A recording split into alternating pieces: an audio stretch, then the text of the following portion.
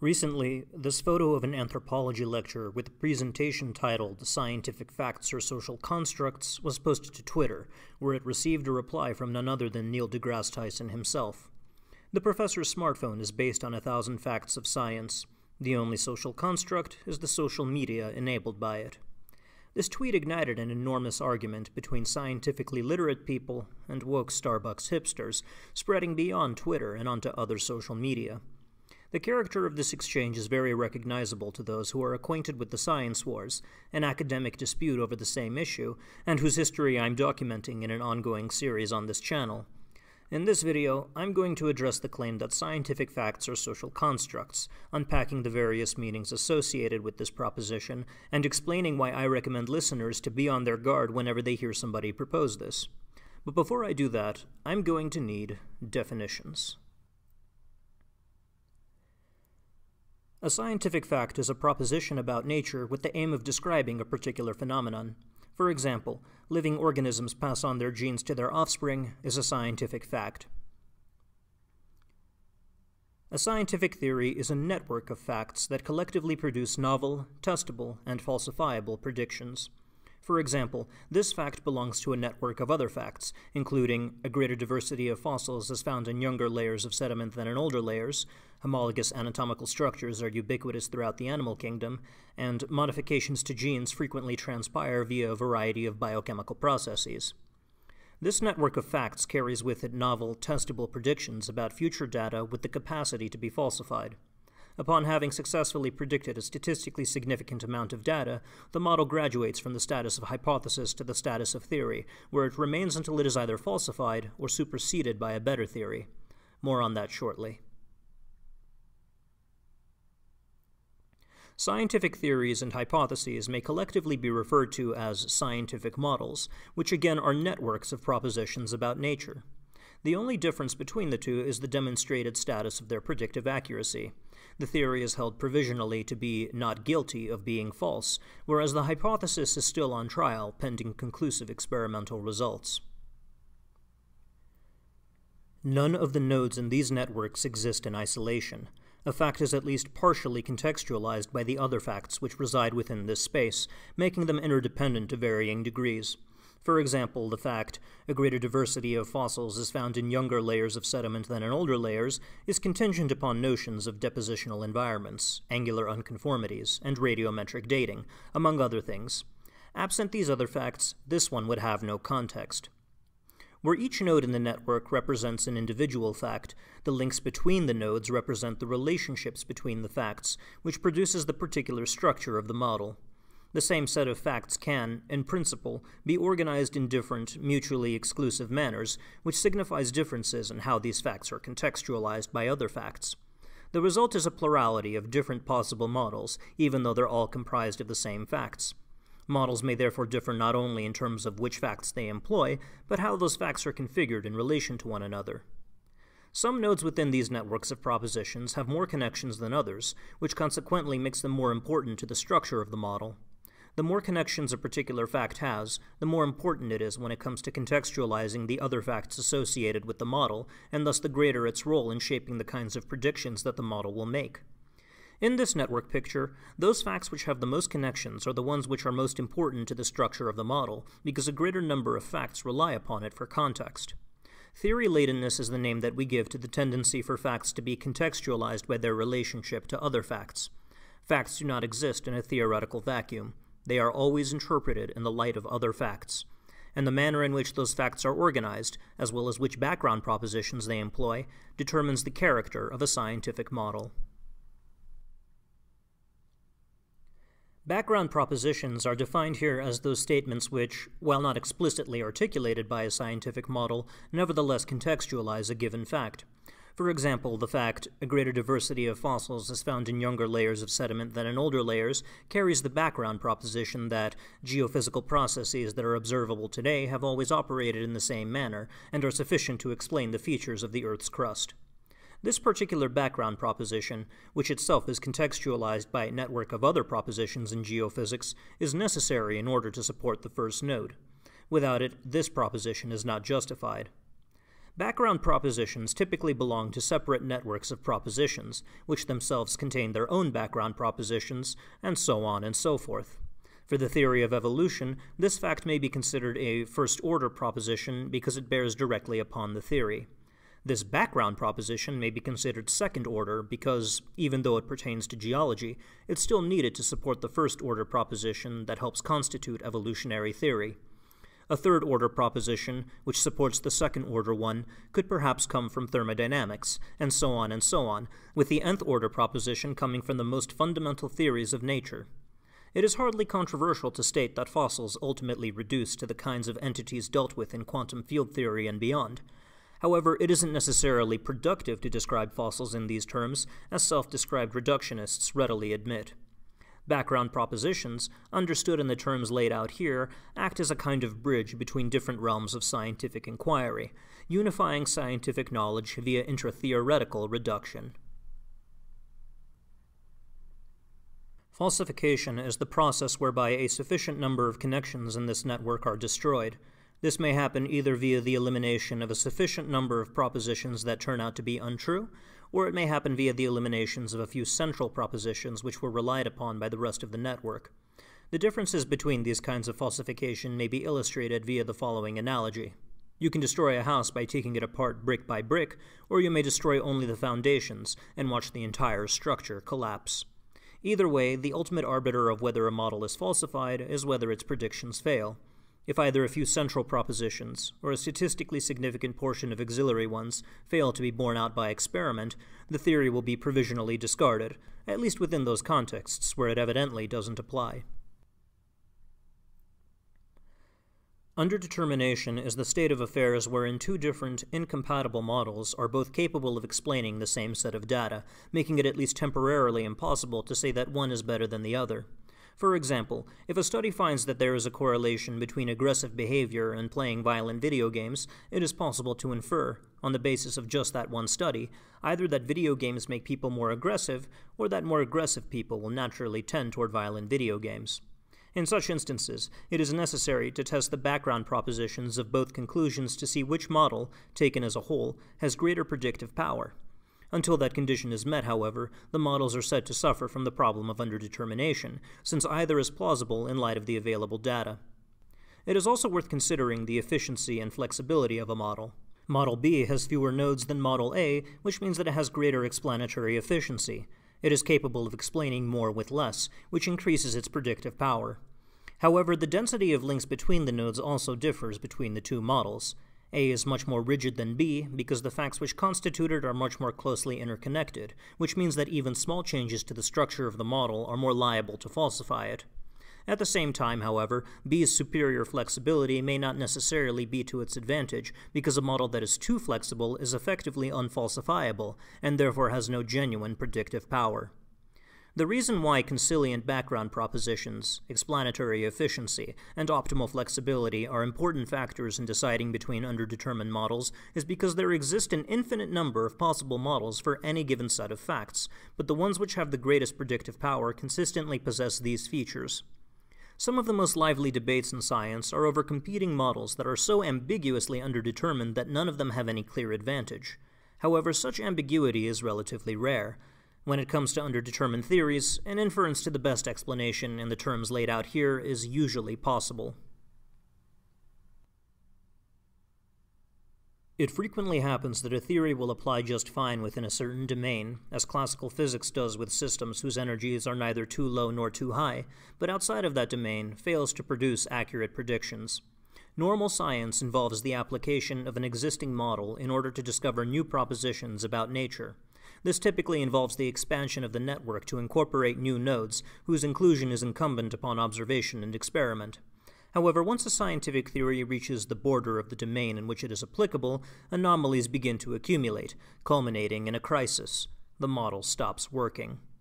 The most dramatic examples of this come from physics, where classical mechanics, despite enormous success and playing a central role in the Industrial Revolution, proved insufficient when addressing certain anomalies. Most famously were the perturbations in Mercury's orbit, which were initially postulated to have been caused by a tiny planet between Mercury and the Sun. Under the Newtonian model, it made perfect sense. Similar perturbations in the orbit of Uranus were what allowed for the discovery of Neptune in 1846. However, no planet between Mercury and the Sun was ever discovered. This was the crisis phase. The mystery of Mercury's anomalous orbital perturbations wouldn't be solved until the introduction of Einstein's general relativity in 1916, which required the elimination of such background assumptions as the constancy of space and time. Even though general relativity required the introduction of new, esoteric concepts that contradicted the old Newtonian paradigm, it nevertheless became widely accepted after it successfully predicted the bending of starlight during the eclipse of 1919. We refer to such events in science as paradigm shifts, wherein models will have their background propositions reoriented in order to produce brand new models with superior predictive power. The old paradigm of Newtonian mechanics relied upon a certain set of background propositions, which were amended with new background propositions, the most important of which was the invariance of light speed. These in turn reorganized the facts that constituted the old paradigm, producing the new paradigm of general relativity. It is important to note that general relativity did not replace Newtonian physics. It merely generalized mechanics to be able to describe systems that previously could not be dealt with by the old paradigm. The mathematics surrounding general relativity are very tedious and produce results that are far more exact than are usually needed at classical scales, which is why the Newtonian framework is still used for such systems. However, while it's true that general relativity can be used to describe classical systems, Newtonian physics cannot be used to describe relativistic systems. And by the same token, while it's possible to use Einstein's field equations to arrive at a mathematically equivalent expression for Newton's law of gravitation, it is not possible to derive general relativity from classical physics. The same holds true for quantum mechanics. Schrödinger's equation can be used to derive Newton's second law, but you can't use Newton's second law to derive Schrödinger's equation. And this pattern tends to hold true for most paradigm shifts in science. The concepts dealt with by the new paradigm cannot be understood in terms of the old one, even though it does tend to work the other way around. What a paradigm shift is not so much a scientific revolution as it is a theoretical generalization. The systems described by quantum physics cannot be understood in terms of general relativity, nor can general relativity be used to describe quantum systems, and neither can be understood in classical terms, despite the fact that both have tools which, if diligently applied, can be used to develop the means to describe classical systems. Likewise, the paradigm that succeeds quantum physics and general relativity will have the capacity to produce results understandable in terms of both, despite the fact that neither will be equipped to describe the entities dealt with by this more general, more fundamental theory. Thus, paradigm shifts, like background propositions, can be understood as a mechanism by which scientific knowledge is unified under a more comprehensive framework. Our final definition is of science, which is that set of processes that test and develop models whose various properties have just been laid out. Because the scientific activity tests models rather than individual facts, the statement that motivated this entire controversy is somewhat malformed. But that is a minor quibble. Now that we're armed with a better understanding of what science is and how it operates, we may examine what is meant by propositions to the effect of science is a social construct and what they imply. If one were merely to say that scientific models are social constructs because they wouldn't exist absent a society, one would be stating a truism. A model, by definition, is a description of reality, and descriptions require social actors.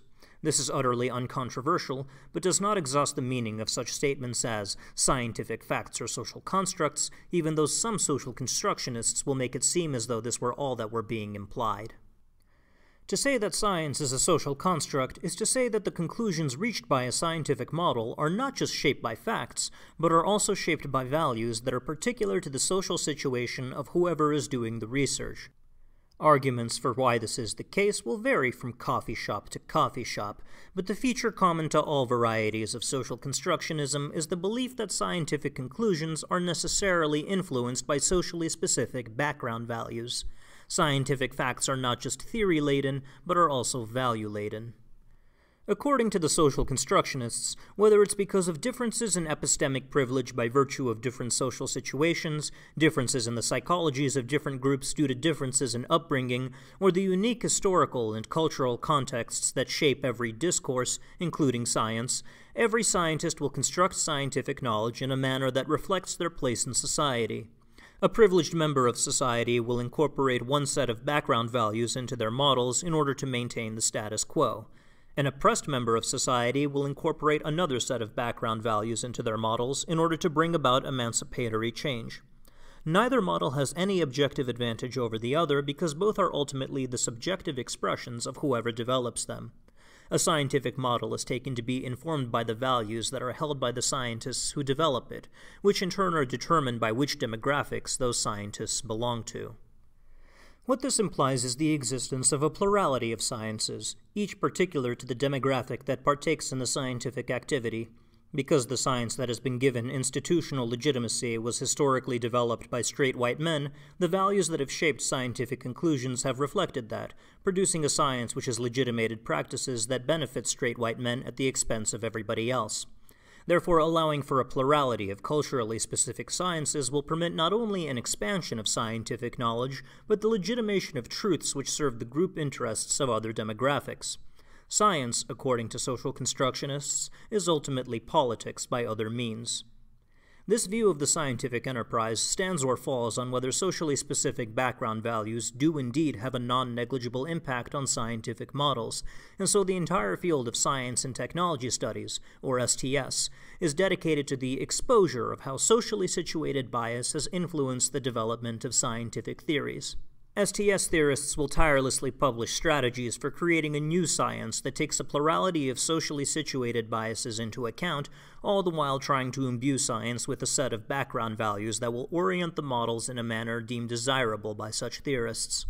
They do not see science as our best means of approximating the truth, but merely as a means of legitimating those practices that serve the class interests of whoever partakes in the activity. The goal is to ultimately create a set of emancipatory sciences which, by representing the interests of those who are not in power, will serve to legitimate those practices that result in a more equal and fair society. The content and application of science depends on whoever's doing it, so by making science more democratic in terms of what counts as knowledge, the interests of the greatest number of people may be served by a plurality of sciences that each cater to a particular demographic. At the very least, scientific models must be altered or ruled out entirely so as to produce a set of conclusions which yield emancipatory outcomes. This is what it really means to say that science is socially constructed. First, a complaint about how this proposition is often presented. Upon being challenged over the notion that science is socially constructed, proponents of this view will frequently insist that all that this means is that science is descriptive, and that scientists are social actors who partake in a society. They will typically offer milquetoast propositions to the effect that social conditions may determine the urgency with which some sciences are pursued and funded in relation to other sciences, and that no human being is capable of absolute objectivity. That scientific facts are social constructs is a completely innocent and uncontroversial proposition then, because all that it means is that scientists are human beings just like everybody else, and are therefore equally prone to bias when attempting to develop their descriptions of the world. At this point in the conversation, the appropriate response is to drag the social constructionist out from their moat and toss them back into the bailey, by pointing out their equivocation between descriptions that are representational of a common reality and descriptions that are expressive of one's own political interests. The size of the chasm between these views cannot be overstated. In embracing the latter, one departs from the generally standard positions of such thinkers as Russell, Quine, and Hack, and into the far messier, far more controversial realm inhabited by the likes of Feyerabend, Latour, and Harding. Aside from this minor quibble about the uninvited guests being smuggled in through the wooden horse, I will offer three broad objections to the program advocated for by social constructionists. Notions such as background propositions, theory-ladenness, underdetermination, and paradigm shifts were expounded upon by philosophers of science Thomas Kuhn and Willard Quine in the latter half of the 20th century. Both of them explicitly disavowed, on multiple occasions, the sort of relativism espoused by social constructionists, yet their work is taken by STS and other relativists as central to their program. One major charge is that the underdetermination problem indicates that choice of scientific model is ultimately arbitrary, or otherwise due to some external, non-scientific consideration, be it political or aesthetic. For example, both the heliocentric and geocentric models of the solar system rely upon the same set of observations, and can both be used to make predictions about the motions of heavenly bodies. When one looks up at the night sky, one can observe over a period of many nights that the planets appear to move across the heavens, slow down to a complete stop, move backwards a bit, stop again, and reverse trajectory once more. The geocentrist will interpret these events as epicycles, as little orbits within the otherwise perfectly circular orbits of planets. They have no explanation for why these epicycles exist, they just are. By contrast, the heliocentrist will interpret these results as being a consequence of the motion of our planet relative to the others, as they pass by one another within their slightly elliptical orbits. The heliocentrist does not believe in epicycles, but does believe in the motion of the Earth, which along with elliptical orbits is able to account for these apparent trajectories. According to the relativist, neither model has any particular advantage over the other. Both models are capable of predicting these results simply by using different conceptual tools, which makes them both underdetermined by the evidence. The choice of which model to accept is ultimately a matter of personal taste, influenced by factors other than science, so in order to create a more democratic and open-minded science, any number of such models should be allowed to exist. Otherwise, we're only allowing one culturally specific perspective to be legitimated. Paradigm shifts are also taken as further evidence that scientific facts are socially constructed, since these sudden changes in what counts as scientific knowledge supposedly reflect the different social circumstances of the scientists working in different time periods. What ultimately motivated paradigm shifts, like the change from geocentrism to heliocentrism, were, by the relativists' account, ultimately due to changes in social conditions and tastes over time. But more on that later. Let us consider the motion of the planets again, this time by comparing not merely the predictive accuracies of geocentrism and heliocentrism, but their predictive power. Newton's Principia put heliocentrism on a firm theoretical foundation when it was published in 1687, which had been lacking ever since Copernicus had posthumously published his treatise on the subject some 150 years prior. In the intervening time, the collective works of Galileo, Bray, Kepler, Descartes, Leibniz, and Hooke had helped to flesh out the details of the model, but it was Newton who drove the last nail into the coffin of geocentrism. Ptolemy's Almagest had been written about 1500 years prior to the birth of modern science, and contains 13 volumes which describe how orbits and epicycles function within the celestial sphere, but there is no common, underlying principle to any of it.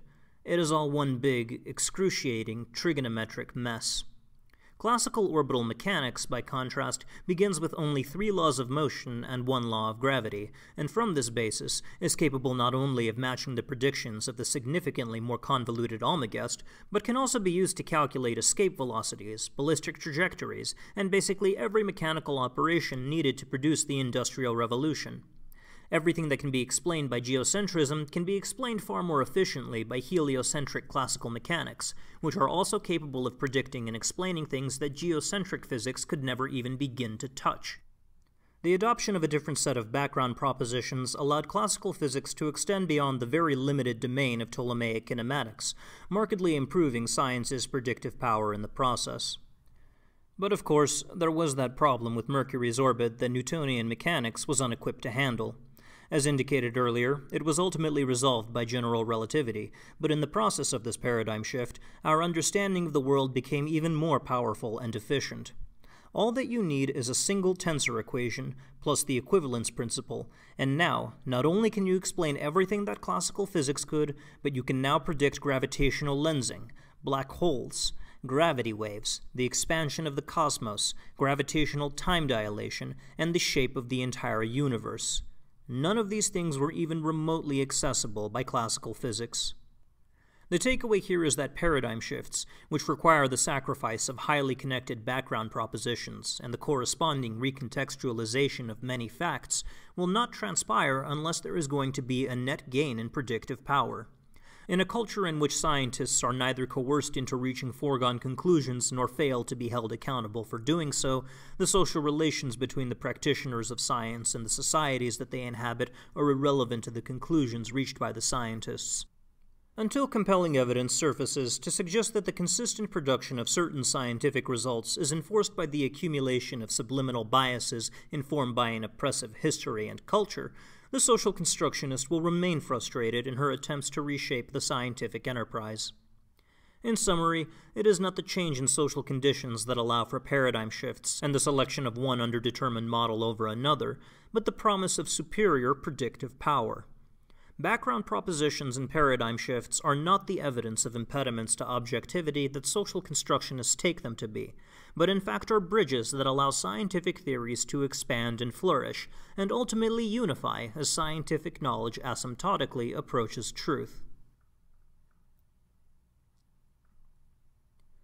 The second objection is one that the second volume of my Science Wars video series will deal with in great depth, and that is the incompetence of those who try to discern the social and cultural factors that lead to the development of a particular scientific theory. Indeed, much of the Science Wars can be summed up as scientists, philosophers, mathematicians, and engineers getting together and going through the literature of STS, then writing books that point out example after example after example of their piss-poor scholarship and shallow grasp of both science and scientific history. Going back to relativity theory, it is for some reason one of the topics of which more nonsense has been written by social constructionists than almost any other. Jacques Derrida, a founder of one of the philosophical schools that social constructionists draw from, once infamously said, "The Einsteinian constant is not a center. It is the very concept of variability. It is, finally, the concept of the game. In other words, it is not the concept of something, of a center starting from which an observer could master the field, but the very concept of the game." If anybody watching happens to know what exactly the Einsteinian constant is, I'd be very interested in finding out, since I've never come across it in any of my studies, nor apparently have any of my rather bewildered professors. The Einsteinian constant is a mystery to physicists, but for all the wrong reasons. Bruno Latour, one of the most important contributors to STS and a previous holder of the Spinoza Chair of Philosophy, wrote a legendary paper in which he asks the question of whether special relativity is at all useful to sociology.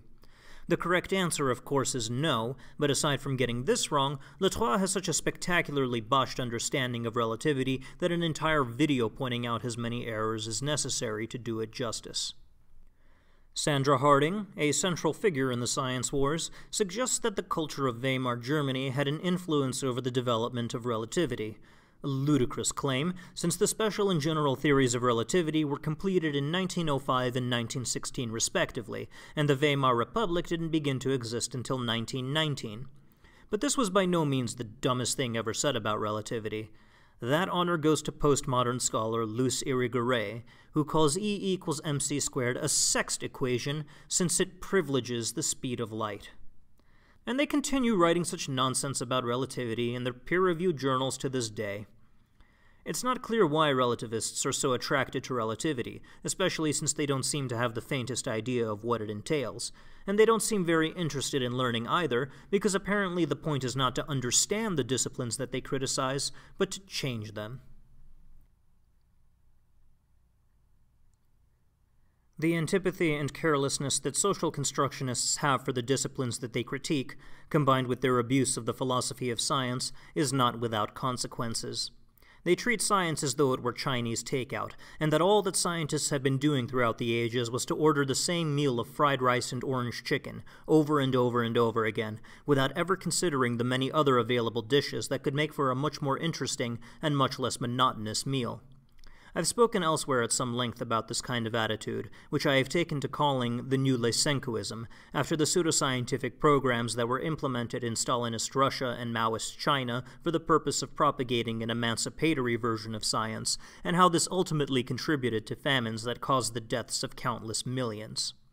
One is not justified in picking and choosing which sciences one is willing to accept, based on the hypocritical and conceited notion that scientists must be doing the same.